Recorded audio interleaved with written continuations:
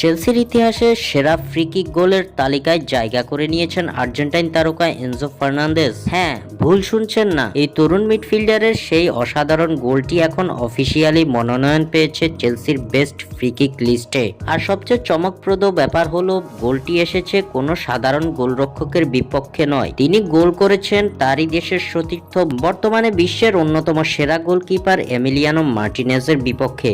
চলুন এক নজরে দেখে আসা যাক বিশ্বকাপ জয়ী এই তারকার করা গোলটি। ম্যাচের 60 মিনিটের কাছাকাছি চেলসি ফ্রি কিক পায় অ্যাস্টন ভিলার বক্সের সামান্য বাইরে, আনুমানিক 25 থেকে 30 গজ দূরত্বে। পজিশনটা ছিল ডান দিক থেকে ভেতরের দিকে, যা ভাঁজ করা শট নেওয়ার জন্য আদর্শ।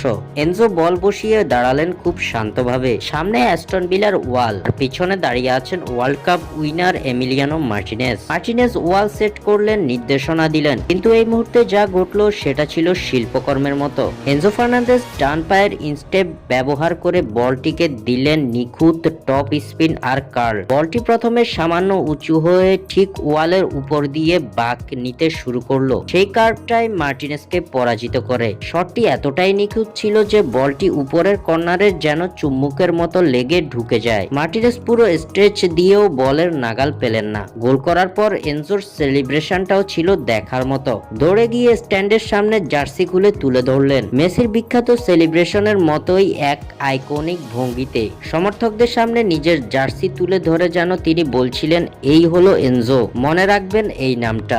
এই এক গোলের মাধ্যমে এনজো শুধু ম্যাচের গতিপথ বদলে দেননি, চেলসির ইতিহাসেও নিজের নামটা লিখলেন সোনালী অক্ষরে। এখন প্রশ্ন হলো, এনজো ফার্নান্দেজ কি সত্যিই হতে চলেছেন চেলসির সর্বকালের সেরা ফ্রি কিক গোলদাতাদের একজন? ফ্যানরা ইতিমধ্যে তাকে সেই উচ্চতায় দেখতে শুরু করেছে। স্বাক্ষর থেকে সাদবিন ইসলাম।